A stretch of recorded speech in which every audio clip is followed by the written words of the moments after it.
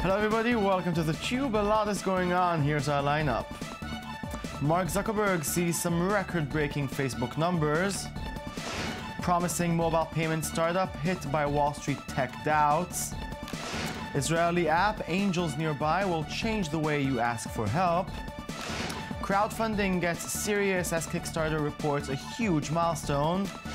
And our going viral segment celebrates cute, fluffy, evil things. There's more, don't go away. Big news for Facebook. The global social network is a very successful business, and on the third quarter of the year, it is even more successful than ever. Facebook reported a net income rise of 11% to $891 million from July to September, compared with $806 million just last year. Additionally, Facebook reported that developing markets had seen strong growth in the number of users and generally added 60 million new monthly active users worldwide in the third quarter, bringing its global users to 1.55 billion. That's huge. Here's a part of a Q&A Mark Zuckerberg held just last week, where he was asked what were the mistakes he made throughout Facebook's history. This is what he had to say. The reason why Facebook exists today and is serving a community of more than 1.5 billion people is not because we didn't make mistakes. It's because we're helping people with something that's very important in their lives, right? Every person wants to stay connected with their friends and family. And if you're doing something that's very important and valuable to people, then they'll forgive you if you make some mistakes along the way. And that's important because we're all human. All right, and no one's perfect, and we've made a lot of mistakes, and we will continue because I still have a lot to learn right on this journey. There's a lot of new stuff that we're trying to do and trying to help improve in the world. So I think that's what you want to focus on is not what are the mistakes that you don't want to make, but just do as much good as you can. Yep, isn't it nice to talk about your mistakes when you're sitting on top of a money mountain? Yes, it is. So it was good news for Facebook, but bad news for Twitter and its sister company Square. Mobile payment startup Square said it will raise up to $430 million in its stock offering, but it may be valued less on Wall Street than by private investors. Square, funded by Twitter's Jack Dorsey, who is chief executive of both firms, said in an update regulatory filing that it would sell 27 million shares. The initial public offering price range suggests a market value for Square of just over $4 billion, well below the $6 billion value assigned by private investors in the latest funding round. Is this air coming out of the tech bubble? Well, we don't know yet, but we'll soon find out. For years now, Netflix has provided a convenient avenue for TV networks to dump old reruns and make some money with shows that are past their prime. But times, well, they are changing.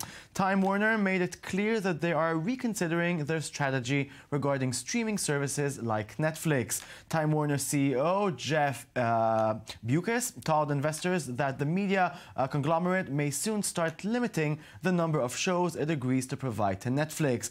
Bewkes' statement came after the company's lowered its earnings guidance amidst an ongoing decline in cable TV subscriptions. Netflix may now be too popular for its own good, resulting in some pushback from content providers who want a bigger piece of the pie. And so the war begins. Here is Netflix's own ad for the upcoming holidays. Let's Netflix and chill.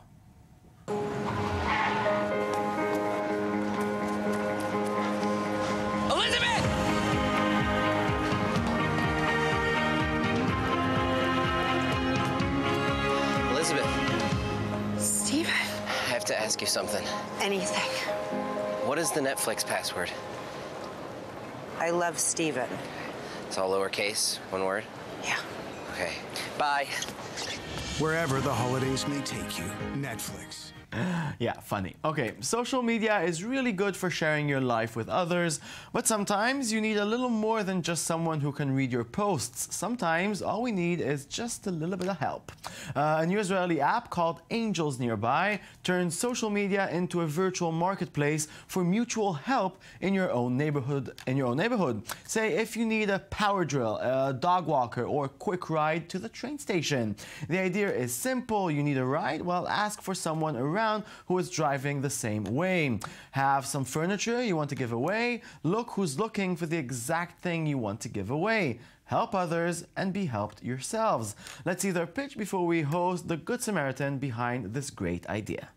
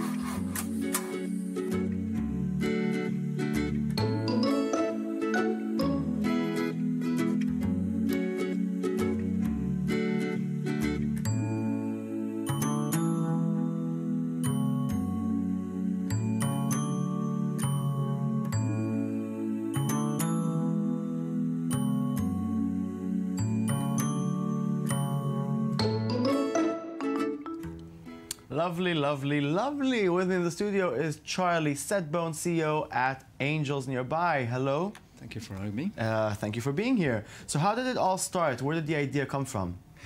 Well, actually, a year and a half ago, I was driving, like many people, using Waze as a guide.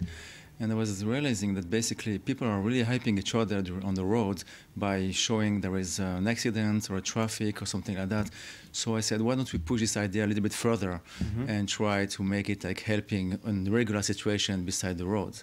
And how does it work, basically? It's very simple, as you said before. You have just to write what you request, subject.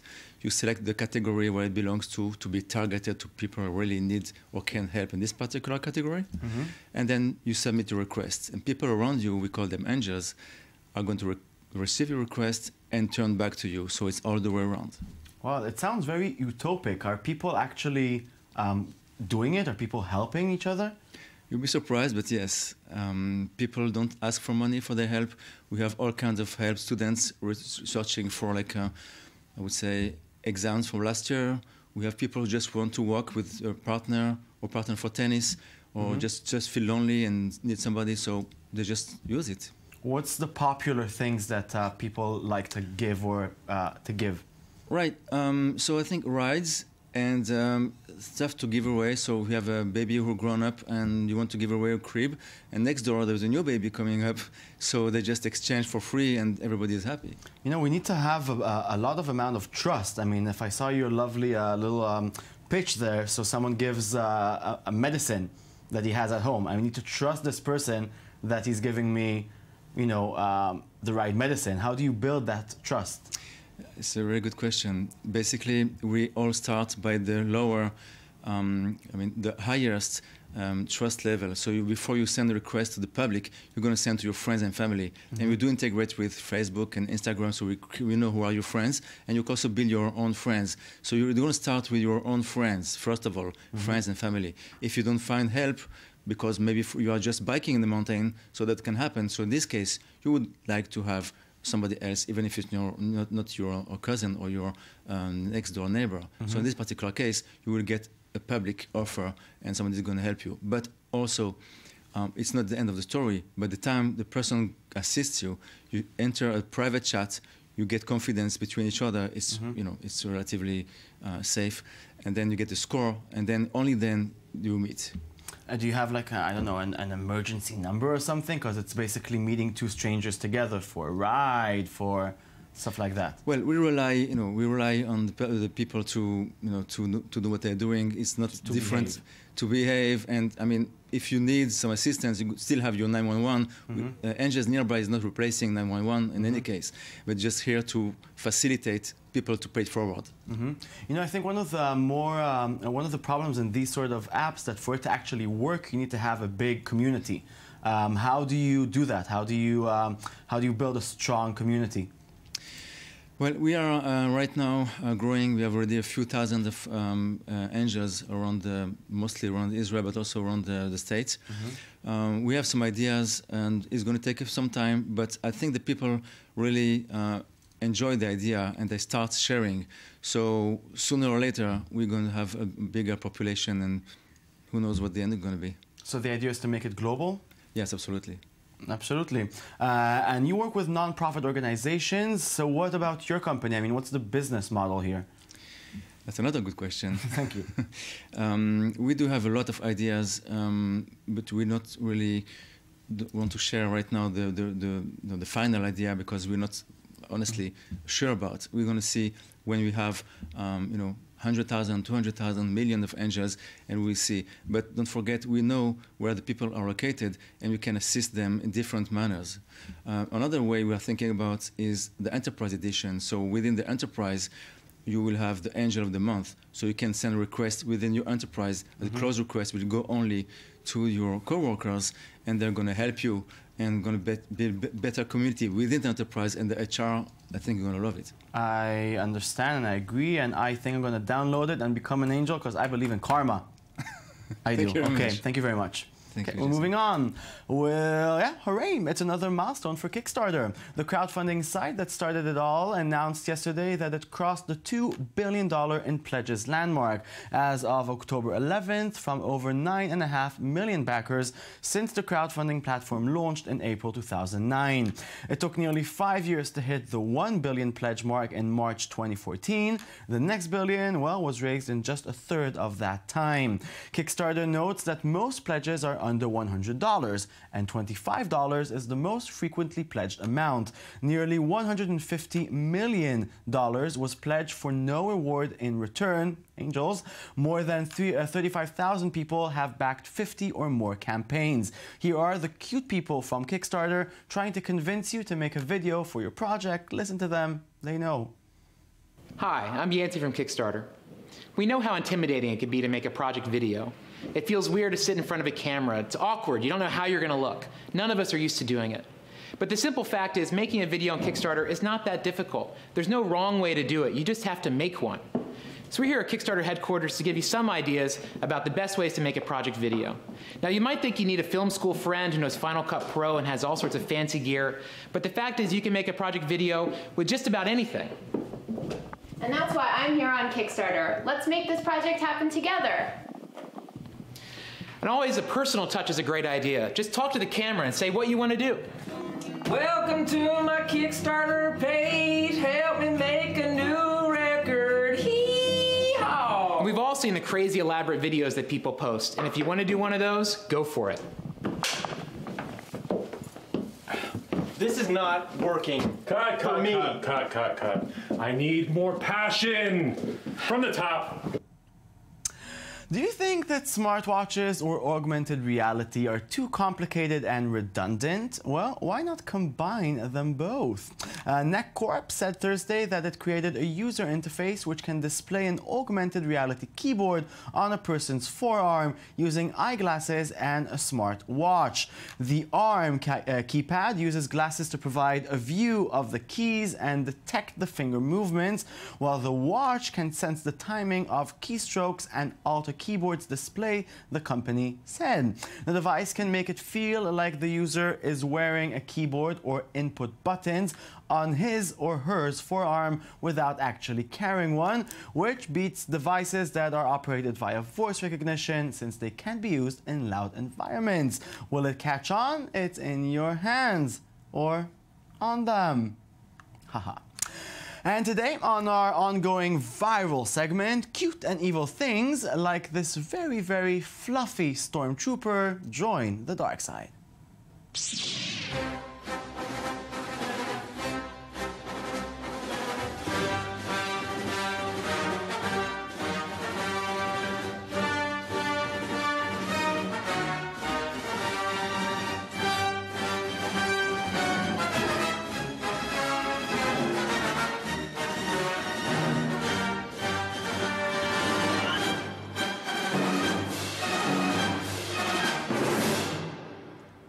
funny and lovely. That's it. Show's over. Thank you very much for watching. We'll be back tomorrow with a brand new show of the Tube, i24news.tv. That's our website. Before we say goodbye, check out this lovely video of a dad who made his daughter into the cutest Godzilla ever. Goodbye. See you tomorrow.